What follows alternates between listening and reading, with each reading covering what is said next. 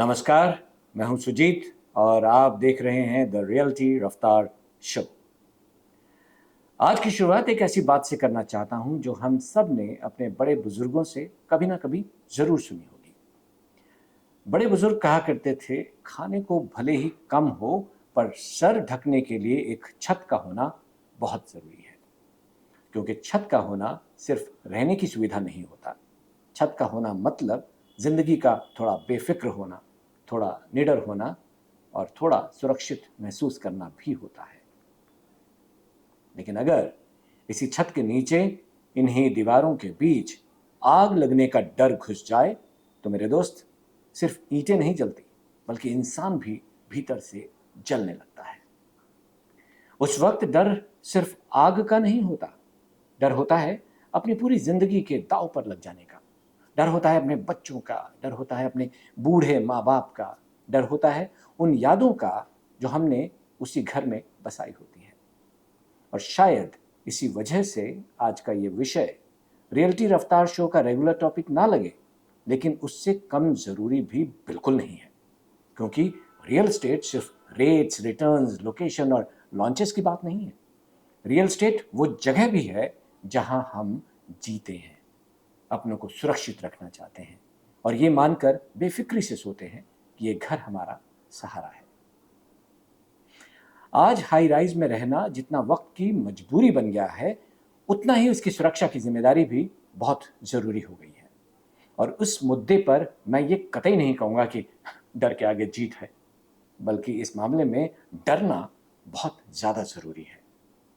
क्योंकि यही डर हमें केयरलेस होने से बचाता है, यही डर हमें सवाल पूछना सिखाता है और यही डर हमें याद दिलाता है कि फायर सेफ्टी कोई सर्टिफिकेट नहीं, एक लिविंग डिसिप्लिन है। हाल की God green Avenue Indirapuram fire ने यही सवाल फिर से हमारे सामने रख दिया है। रिपोर्ट्स के मुताबिक आग टावर डी के एक फ्लैट से शुरू हुई, कई फ्लोर्स तक फैली, 14 फ्लैट्स डैमेज हुए, 10 रेजिडेंट्स रेस्क्यू किए गए और आग पर काबू पाने के लिए 17 फायर टेंडर्स, 2 हाइड्रोलिक प्लेटफॉर्म्स और करीब 70 फायर फाइटर्स ने। कॉज अभी इन्वेस्टिगेशन में है। थैंकफुली कोई मौत रिपोर्ट नहीं। लेकिन इस इंसिडेंट ने एनसीआर की एक डीपर प्रॉब्लम भी एक्सपोज की। रीसेंट रिपोर्टिंग के मुताबिक नोएडा और गाजियाबाद में हाइड्रोलिक क्रेन्स की प्रैक्टिकल रीच लगभग 42 मीटर्स यानी रफली 14 फ्लोर्स तक है। दूसरी तरफ एनसीआर में कई रेजिडेंशियल और कमर्शियल टावर्स इससे कहीं ज्यादा ऊंचे हैं। इसका सीधा मतलब यह है कि हाई राइज फायर में सिर्फ बाहरी रेस्क्यू पर भरोसा करना काफी नहीं है। उस मोमेंट में बिल्डिंग के internal systems he first line of defence बन जाते हैं। और यहीं एक बात बहुत साफ तौर पर समझनी होगी। ये फायर फाइटर्स की ब्रेवरी पर सवाल नहीं है, हमारे फायर फाइटर्स की हिम्मत पर सवाल नहीं हो सकता। सवाल है कैपेबिलिटीज आर्किटेक्चर पर। अगर बिल्डिंग 30 या 40 फ्लोर्स की है और एक्सटर्नल रीच 14 फ्लोर तक है, तो उस गैप को सिर्फ करेज से नहीं भरा जा सकता, कतई नहीं। उसे functional hydrants, smoke control, alarm systems, fire doors, clear staircases और इवैक्यूएशन रेडीनेस से भरना पड़ता है। यह कोई ओपिनियन नहीं, high rise fire fighting reality है। और सच कहें तो कॉम्प्रोमाइज सिर्फ नेग्लिजेंस का नाम नहीं है। फायर सेफ्टी में कॉम्प्रोमाइज कई रूप लेता है। कागज पर एनओसी का होना, पर इक्विपमेंट मेंटेन ना होना, हाइड्रेंट लाइन इंस्टॉल्ड होना पर प्रेशर ना मिलना, अलार्म सिस्टम का होना पर रेजिडेंट्स को प्रोटोकॉल्स का ना पता होना। दिल्ली फायर सर्विस की ऑफिशियल गाइडेंस खुद साफ कहती है कि एनओसी फायर आउटब्रेक की गारंटी नहीं है और इक्विपमेंट तभी यूजफुल है जब वो मेंटेन्ड हो, तुरंत यूज हो और इफेक्टिवली ऑपरेट हो। अगर पास डेटा देखें तो तस्वीर और डिस्टर्बिंग हो जाती है। दिल्ली फायर सर्विस के एनालिसिस पर आधारित रिपोर्टिंग के मुताबिक फाइनेंशियल ईयर 2024-25 में 7,312 फायर इंसिडेंट्स ऐसे बिल्डिंग्स में रिपोर्ट हुए जहां वैलिड एनओसी नहीं थी या कंप्लायंस वैलिड नहीं थी। इनमें 5,506 इंसिडेंट्स रेजिडेंशियल प्रॉपर्टी से जुड़े थे। ये एक अनकंफर्टेबल वार्निंग है कि रेजिडेंशियल बिल्डिंग्स को हम अक्सर ऑटोमेटिकली सेफ मान लेते हैं, जबकि रियलिटी कई बार अलग होती है। गाजियाबाद की अपनी हिस्ट्री भी वार्निंग देती है। रिपोर्टिंग के मुताबिक सिटी फायर डिपार्टमेंट ने स्टेट गवर्नमेंट से 72 metre hydraulic platforms, victim search cameras और बेटर इक्विपमेंट्स मांगे थे, क्योंकि existing capacity high rise risk के स्केल के मुकाबले लिमिटेड थी। उसी कॉन्टेक्स्ट में 2023 में 1058 फायर इंसिडेंट्स और 4 डेथ्स का भी जिक्र किया गया था। मतलब कंसर्न नया नहीं है, सिस्टम को गैप पहले से ही दिख रहा था। अब सवाल आता है कि सरकार ने किया क्या है। फ्रेमवर्क पेपर पर मौजूद है। नेशनल बिल्डिंग कोड 2016 में part 4 fire and life safety dedicated है, जिसमें फायर प्रिवेंशन, लाइफ सेफ्टी और फायर प्रोटेक्शन रिक्वायरमेंट्स दी गई है। दिल्ली साइट पर ऑफिशियल लीगल स्ट्रक्चर भी मौजूद है, including Delhi fire service act 2007 और दिल्ली फायर सर्विस रूल्स 2010। यानी कोड भी है, लॉ भी है, एनओसी प्रोसेस भी है। प्रॉब्लम अक्सर रूल्स की अनुपस्थिति में नहीं, उनकी ऑनेस्ट कंप्लायंस, रिन्यूअल, मेंटेनेंस और एनफोर्समेंट कंटिन्यूटी में फंसती है। लेकिन इस पूरी कहानी में एक बहुत बड़ा रोल रेजिडेंट्स का भी है, और ये अनकंफर्टेबल बात जरूर लग सकती है, लेकिन सही है। रेजिडेंट की रिस्पॉन्सिबिलिटी सिर्फ मेंटेनेंस चार्जेस देने तक खत्म नहीं होती।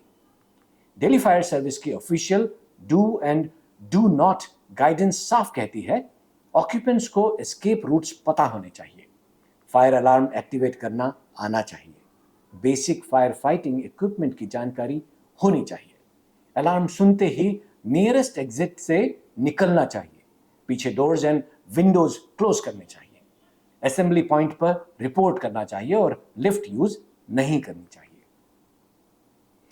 हाई राइज स्पेसिफिक गाइडेंस भी यही कहती है कि मीन्स ऑफ एस्केप क्लियर होनी चाहिए, smoke, fire check doors close रखनी चाहिए, रेगुलर फायर ड्रिल्स होनी चाहिए और ऑक्यूपेंट्स को बेसिक फायर फाइटिंग ट्रेनिंग मिलनी चाहिए।